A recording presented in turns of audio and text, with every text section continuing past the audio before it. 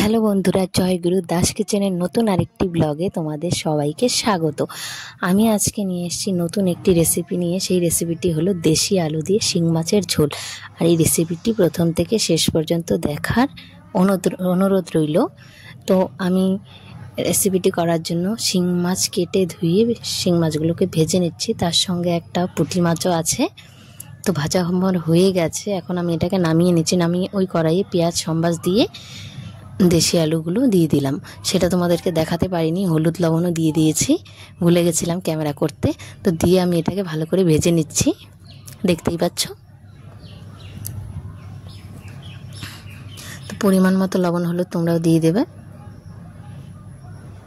যদি এভাবে খেতে চাও। আর রেসিপিটি ভালো লাগলে অবশ্যই বাড়িতে একদিন ট্রাই করো, দারুণ হয় খেতে। তো এখানে আমি মশলা করে রেখেছি, জিরে, আদা, লঙ্কা, পেঁয়াজ বেটে রেখেছি। সেই বাটাটা এখন দিয়ে দিলাম, দিয়ে ভালো করে এখন কষিয়ে নেব আলুগুলোর সঙ্গে।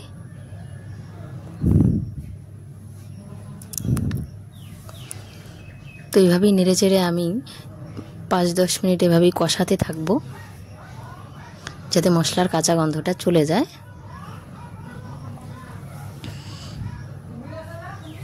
তো আমার মশলাটা কষানো হয়ে গেছে, এখন মাছগুলো দিয়ে দিচ্ছি।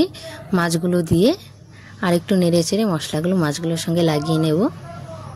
তো তোমরা চাইলে ঝোলেও দিতে পারো, তো আমার এভাবেই বেশি ভালো লাগে। তো এভাবেই দিয়ে দিলাম, দিয়ে আমি এভাবে নেড়ে চেড়ে ভালো করে মিশিয়ে নিচ্ছি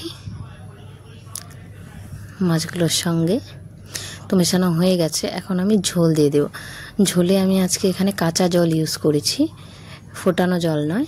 তো তোমরা চাইলে ফোটানো জলটাও ইউজ করতে পারো, তাহলে তরকারিটা তাড়াতাড়ি হয়ে যায় আর খেতে টেস্ট হয়। আর আজকে এই তরকারিটাও কিন্তু খারাপ হয়নি, খুব ভালো হয়েছে, দুর্দান্ত হয়েছে খেতে। তো তোমরা চাইলে গরম জলটাও ইউজ করতে পারো। তো আমি জলটা দিয়ে এভাবেই নেড়ে চেড়ে দিচ্ছি। নেড়ে চেড়ে আমি ফোটার জন্য অপেক্ষা করব। তো ঝোলটা আমার ফুটে গেছে, তো আবারও নেড়ে চেড়ে দিচ্ছি। আর 2-3 মিনিট জাল করে আমি জালটা নিভিয়ে দেবো। আজকে আমি এটা গামলাতে নামাবো না, কড়াইই থাকবে আমার তরকারিটা। তো তরকারিটা আমার হয়ে গেছে, জালটা আমি নিভিয়ে দিয়েছি। তো তোমাদের এই রেসিপিটা কেমন লাগলো? যদি ভালো লেগে থাকে তাহলে অবশ্যই আমার ভিডিওটাকে লাইক, কমেন্ট, শেয়ার করে আমার পাশে থেকো। আর চ্যানেলটাকে যদি এখনও সাবস্ক্রাইব না করে থাকো তাহলে সাবস্ক্রাইব করে দিও। আর যারা নতুন বন্ধুরা আছো তারাও যদি এখনও আমার চ্যানেলটাকে সাবস্ক্রাইব না করে থাকো সাবস্ক্রাইব করে দিও। আর এভাবেই নতুন নতুন রেসিপি নিয়ে তোমাদের সঙ্গে চলে আসবো প্রতিদিন সন্ধ্যে 6টায়, এভাবেই দিতে থাকবো। তো আজকের মতো এই পর্যন্তই, টাটা।